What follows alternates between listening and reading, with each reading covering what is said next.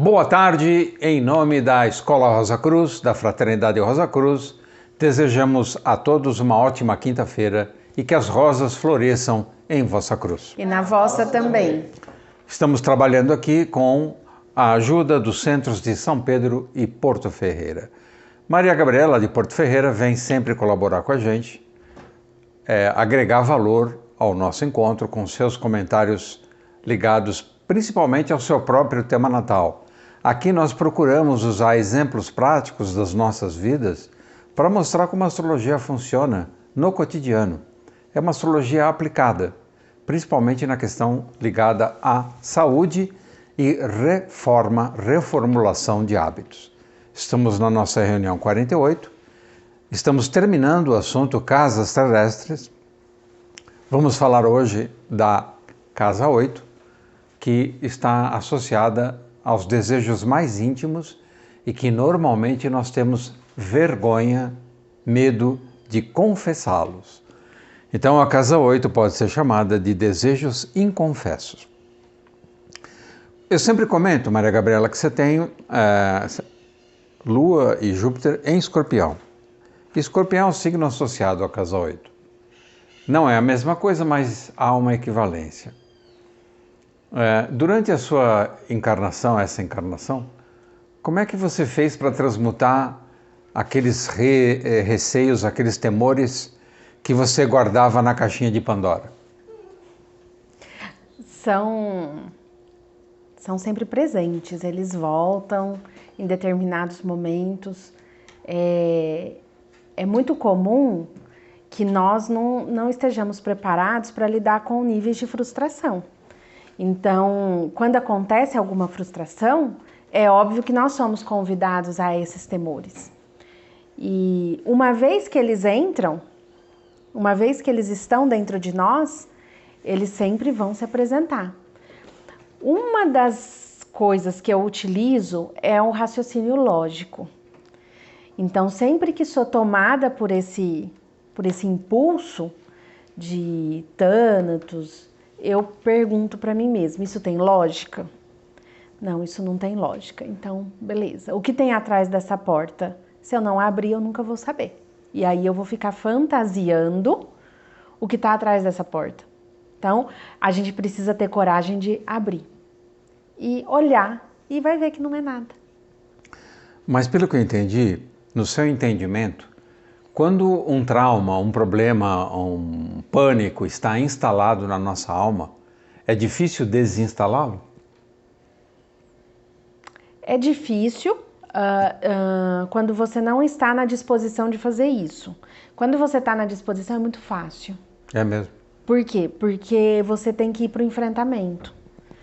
E é uma bênção na minha vida isso, porque eu vou para o enfrentamento.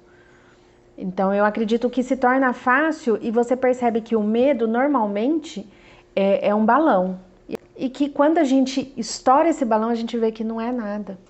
Então, o que torna fácil é ir para o enfrentamento. Acontece que muitas das pessoas que ficam nesse lugar, eles perdem toda a sua capacidade de ir em direção a.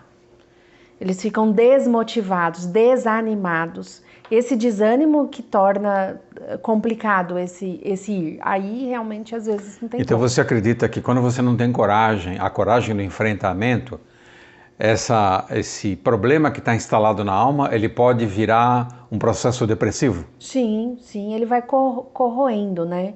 Vem o medo, a ansiedade, o pânico, vem a angústia, né? E você fica coagido com essas referências emocionais. Você acha que não tem saída, né? E você não consegue enxergar a saída. O grande problema da casa 8 é que muitas vezes você está amarrado imaginando-se amarrado, imaginando-se ou fantasiando que está preso, mas você não está. E você acha que a maior parte das pessoas vive aprisionada nas suas próprias fantasias? Sim. E a casa 8 é o lugar para desfazer essas fantasias? Ou você desfaz ou ela te consome. É um lugar da medusa mesmo. Nós sugerimos a todos os nossos amigos que nos acompanham e de uma forma compromissada com a evolução espiritual, que prestem muita atenção no segundo ato da ópera Parsifal. No segundo ato, Parsifal vence a ilusão do mal. E por um ato mágico, que é o sinal da cruz, ele faz com que o jardim encantado de Klingsor desapareça. Todo aquele mal era fictício, era uma criação. Ele não tinha sustentação, não tinha substância. Então ele se desfez instantaneamente. Você acha que quando a gente encara os nossos demônios, os nossos medos, nós podemos fazer esse jardim encantado, mágico, maligno, desabar também? Sim, eu acredito que 90%, sei lá, 95% a gente consegue fazer sim. As fantasias, elas são construídas por causa das nossas pulsões não realizadas, né? Então a gente tem sempre dois tipos de fantasias, uma de um lado das ambições, outro do lado do erotismo. E são sempre as mesmas. Você percebe que você está sendo enredado pelas fantasias quando é como se você estivesse vivendo um seriado, né? Desses Netflix. Os capítulos são sempre a mesma coisa. Só muda às vezes o personagem ou o desenho daquilo que está se propondo, por exemplo, um cenário. Mas o acontecimento é sempre o mesmo. Ou sempre de vitimização, ou sempre de erotização, ou sempre de que você é muito poderoso e que está ganhando muito. Então a fantasia é algo vazio. E ela, quando você abusa das fantasias, você se torna um ser humano neurótico, né? Ou seja, as preocupações, elas tomam conta de você num nível patológico. E alcança, inclusive, aquele hábito que nós temos de ver o mal em tudo, né? Então, que tudo vai dar errado, que vai ter uma catástrofe, que o planeta vai colidir, que vai acabar tudo, e que tudo vai dar errado, que o casamento vai acabar e que as amizades vão acabar. Isso é um processo de neurotização muito comum na atualidade e causado por abusos na fantasia. A fantasia ela é positiva quando ela é criativa. Se vocês lerem, por exemplo, livros de fantasia e de histórias, vocês vão perceber que aquelas histórias são fundos, tem um fundo da fantasia daquele escritor. Aí ela é positiva, porque ele deu caminho para uma energia criativa. Aí, ó, beleza, tá show. Agora, quando ela gira em círculos dentro de vocês, construindo um ninho de cobras, aí vocês têm que tomar cuidado. E é o que eu falo, é só uma agulha para espetar o balão. Na hora que você espeta o balão, você vê que essas fantasias, elas são feitas de vazio e de nada. Legal. Então, a casa 8, associada ao signo de Escorpião, indica as nossas zonas de turbulência, onde o avião perde a estabilidade. Então nós vivemos crises de medo, instabilidade e incertezas, coisa que o ser humano não lida bem. O futuro incerto, as relações duvidosas, a economia instável e assim por diante. E toda essa situação normalmente leva a um colapso de valores. Então, as crises de casa 8 é onde nossos valores são testados. Qual é um valor real e qual é um valor fictício, arbitrário, fantasioso, como disse a Maria Gabriela. Então nós somos obrigados, não é uma opção, a casa 8 não é uma opção, ela te obriga, ela te coloca num beco sem saída, a uma reavaliação dos critérios de realidade. Tem um filme maravilhoso também, tem uma versão antiga e uma moderna, chamado Nightmare Alley, ou seja, Beco Alley do Pesadelo, Nightmare. O Beco do Pesadelo, que lida inclusive com a questão do tarô e com o arcano enforcado, é exatamente isso. É o indivíduo que toda a sua ambição, isso que a Gabi falou, toda a sua fantasia desemboca num beco sem saída, que é um amargo pesadelo. Então a casa 8, ela traz você, ela arrasta para você para uma trepidação, onde ocorrem abalos sísmicos nos seus sistemas de segurança. Aquilo que era uma região tranquila, uma zona de conforto, de repente é solapada. Ocorre um terremoto, um tsunami e aquela situação repentinamente se torna às vezes até desastrosa. Porque a casa 8 faz oposição à casa 2. A casa 2 está associada a Touro. Touro adora celebrar as benesses da vida, os prazeres, as alegrias, os perfumes, os sabores da vida. Escorpião vai na direção oposta. Escorpião é naturalmente atraído pelas crises que são inerentes à própria vida. Então tem o lado da gozolândia e tem o lado infernal. Nós temos que saber lidar muito bem com esses opostos. É assim, Maria Gabriela? Perfeito. E como é que você lida com a sua vida celeste e sua vida infernal? Como é que você combina as duas coisas? Entender que o desafio que se apresenta naquele momento é aquilo que você precisa experienciar. Ou seja, de perdas ou de ganhos. Ou de... É um eterno fica rico, fica pobre. E se você souber curtir esse movimento, você ganha muito em experiência e conhecimento. Não é possível se ressentir quando você é frustrado. Porque uma coisa que acontece na vida da gente é frustração. Então, se a gente não se acostuma com isso e não se percebe que na perda também existe um ganho e sempre maior do que no ganho mesmo, você acaba se desesperando, né? Então, o medo da falta, o medo da fome, o medo da escassez é uma coisa que acompanha as pessoas que têm esse eixo Touro, Escorpião forte no mapa. E como você lida com isso? Com leveza, entendendo que em determinados momentos você vai ter, em outros você não vai ter. Agora, sempre que você é convidado a ir numa direção, vá, independente de você perder alguma coisa. Não deixe de fazer aquilo que tem que ser feito. Por quê? Porque quando nós traímos a nossa consciência por medo da perda, a conta é muito mais alta. A conta é muito mais alta. Vem com juros e correção. Exato. Então, essa dica da Gabi é importante.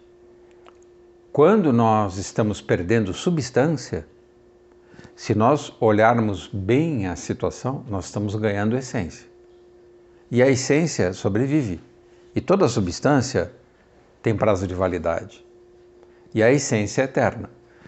Então, na casa 8, nós temos que aprender quais são os valores eternos.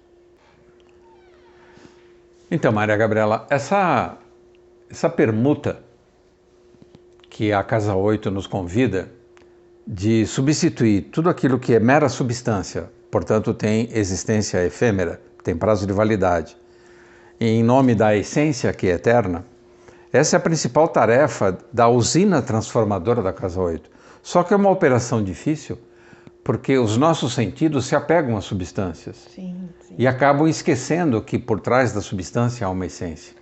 Sim, eu particularmente tenho no meu mapa Vênus saindo da casa 8 e indo para a casa 9. E até um determinado momento da minha vida eu acreditava fielmente que minha Vênus era de casa 9, porque ela estaria ali no último...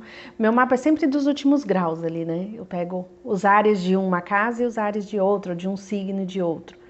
Mas eu acreditava que minha Vênus seria de casa 9, até eu passar por um divórcio, uma separação, com perdas materiais e perda de tempo, que para mim é insuportável. E aí eu vivenciar essa experiência de fim, né? E aí eu entender o que é uma Vênus de casa 8. Hoje eu já posso falar que eu tenho uma Vênus de casa 9, eu não tenho essa prepotência.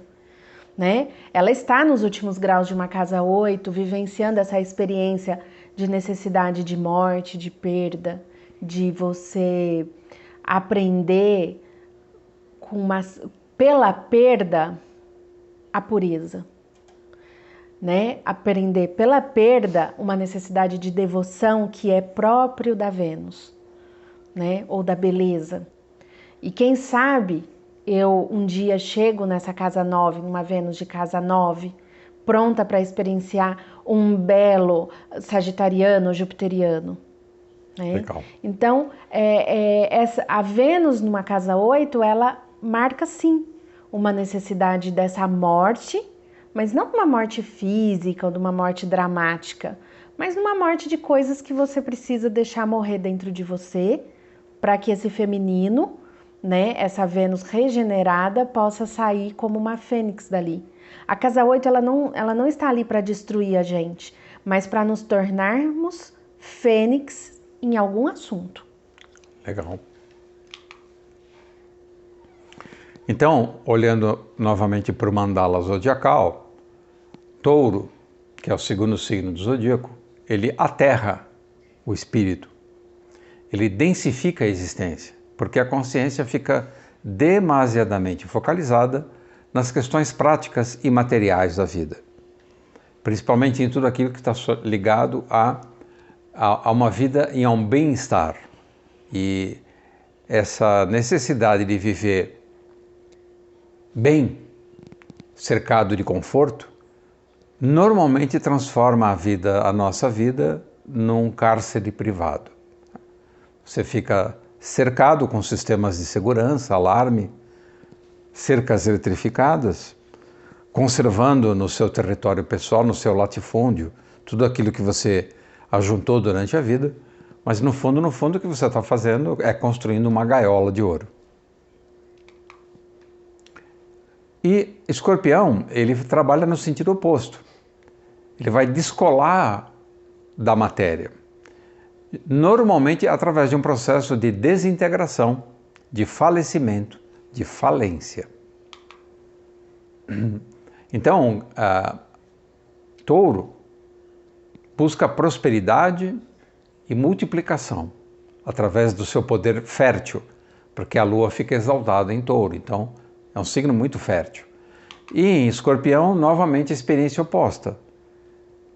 A prosperidade se transforma em recessão, em escassez.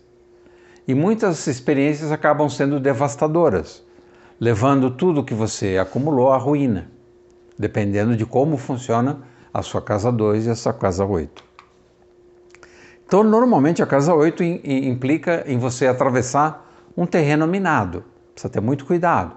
Labirintos escuros, recintos secretos, forças ocultas, que você só vai perceber a existência delas quando elas baterem à sua porta. Então a casa 8 muitas vezes te pega de surpresa.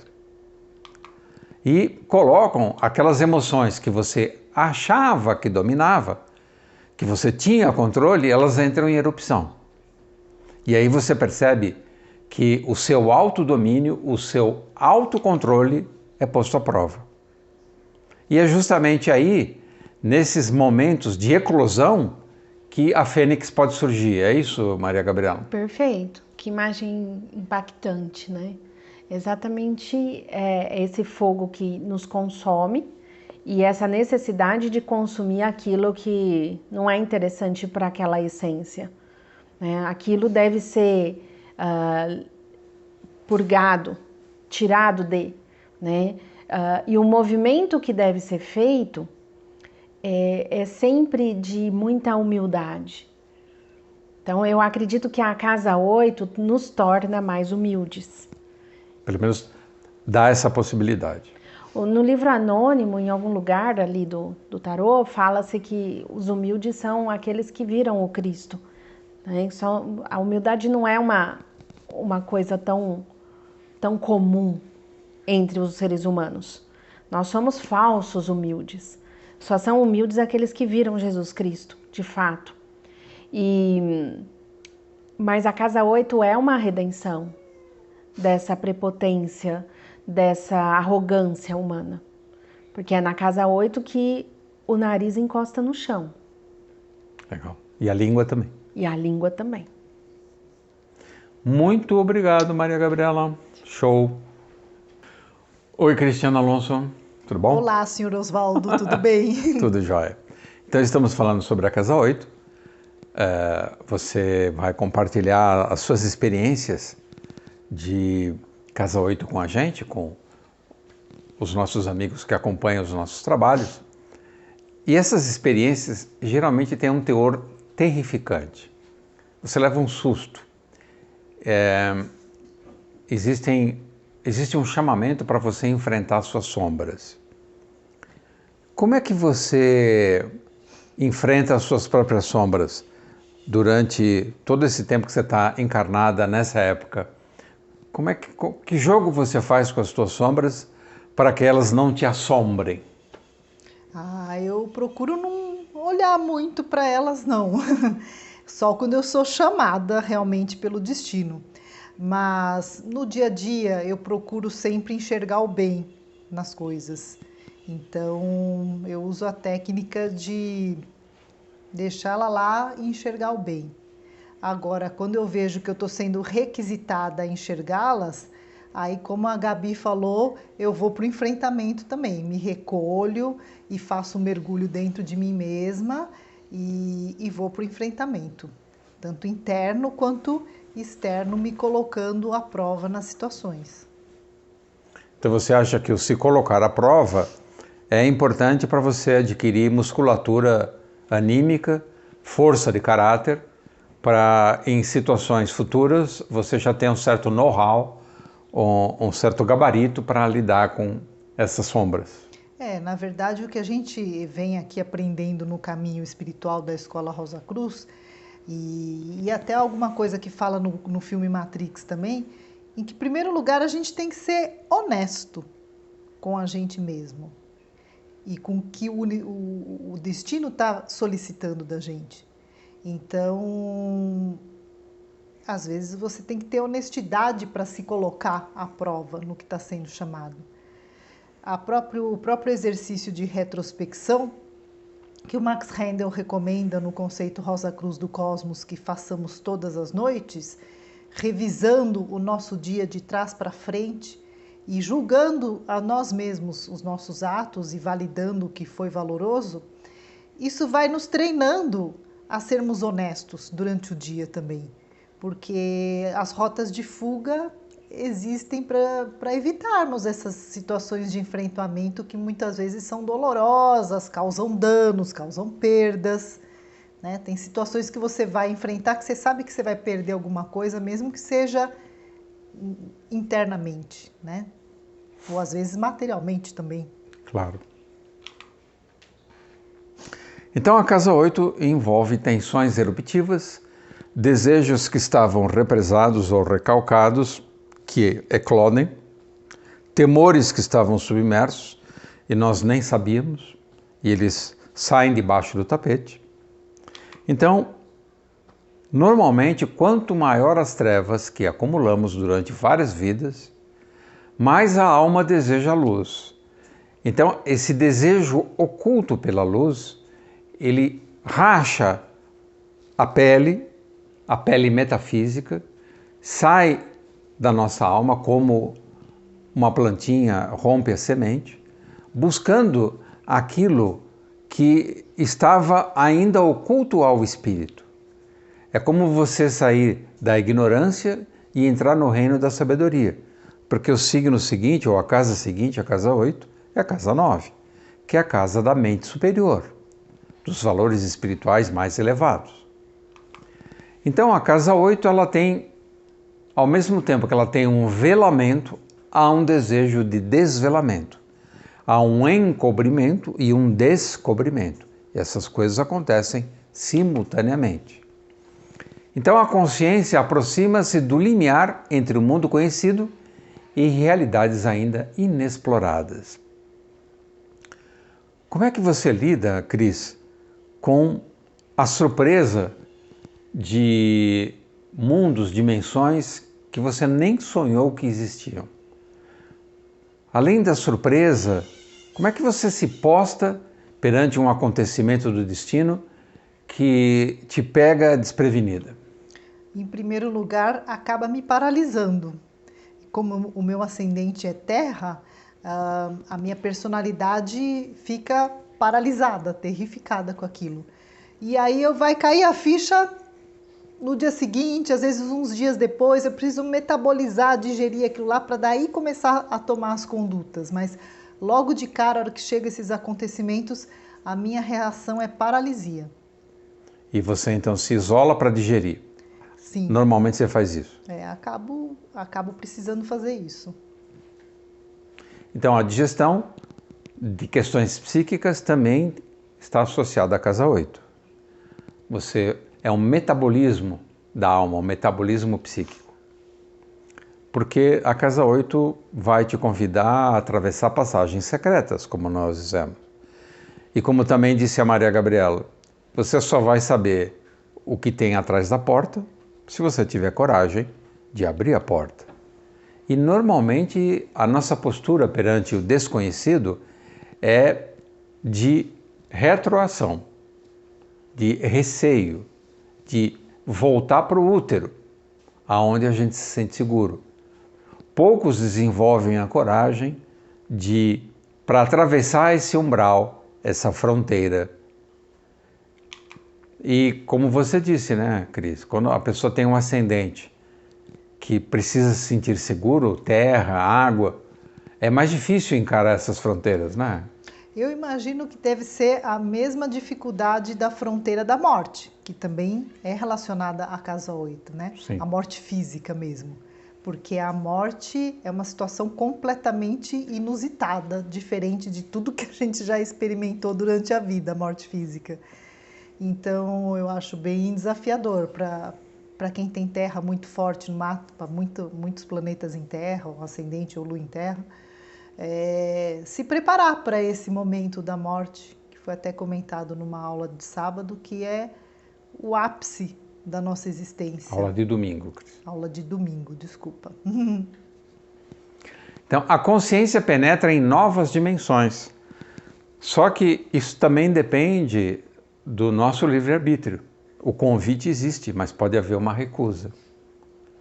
Por exemplo, a iniciação. A iniciação é um ato onde a sua fraqueza, as suas partes menos trabalhadas, são convocadas a uma experiência muito desafiadora. E você pode ser tomado pelo temor e recusar. Então, essa coragem, essa vontade de evoluir, essa coragem férrea do elemento ferro marciano de atravessar a porta, nós temos que desenvolver. Isso para quem deseja um caminho espiritual sério, uma evolução espiritual legítima. Sem a coragem é muito difícil, porque algumas passagens serão típicas de casa 8, de enfrentamento com monstros, sejam eles reais ou imaginários. Você vê no Anel dos Nibelungos, o Siegfried, ele tem essa coragem do enfrentamento, de vencer o dragão, que simboliza tudo isso que você está falando, mas é a coragem do desespero. Então, muitas vezes, nós temos que chegar num desespero extremo para acessar essa coragem. Sim. Interessante, né? Sim. Mitológico até, né? Você tem que chegar no fundo do poço para ganhar impulso. Na casa 8, colhemos heranças oriundas de fontes alheias. A herança familiar, herança do sócio, do marido, da esposa. Algo que você recebe que não foi fruto direto do seu trabalho. Mas não é só ganho, você também pode ter prejuízo, como impostos, taxas, dívidas que os outros deixaram e você acaba tendo que saldá-las por alguma relação que você tinha. Então, os dois extremos, ganhar e perder.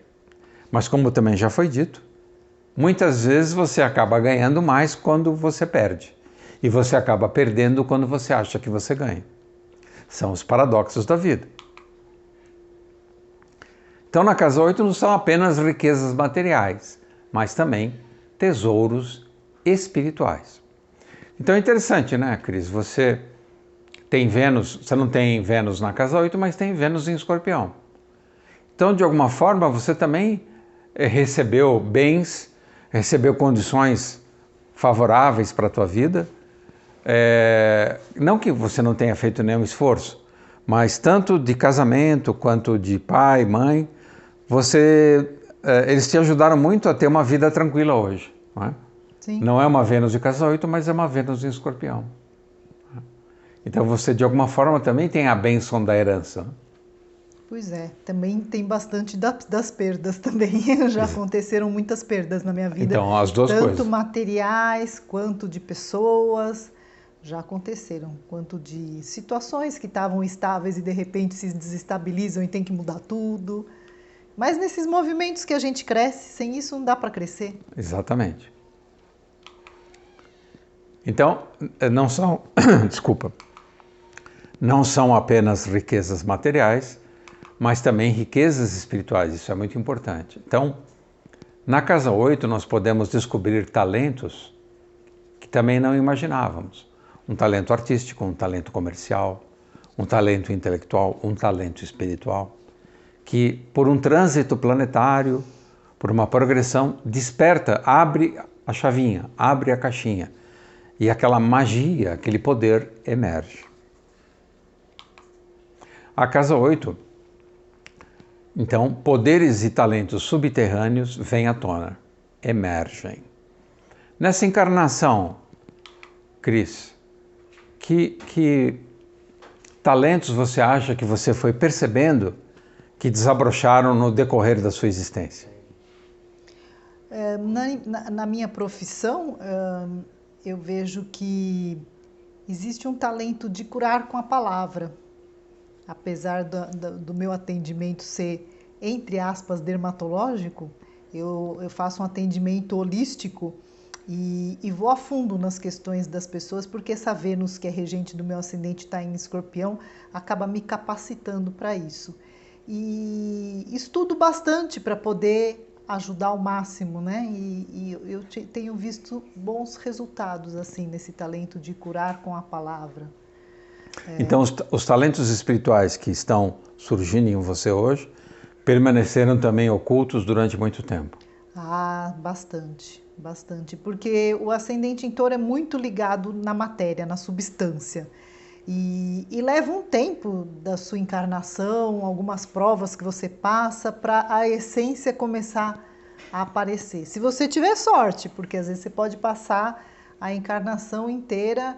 Então você vê essa Vênus que está em Escorpião, que traz essas perdas, essas transformações radicais.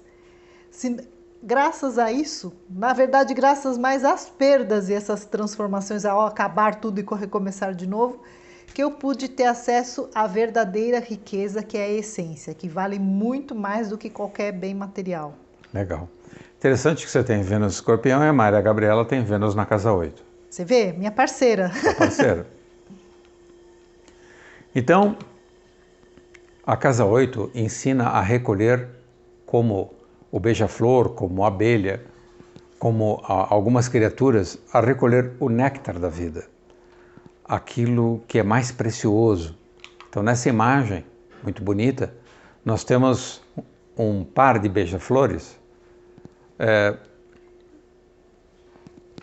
recebendo, colhendo o néctar da árvore da vida. Lá em cima na árvore nós temos os planetas. Então a casa 8, no seu melhor, ajuda a extrair a essência de cada planeta.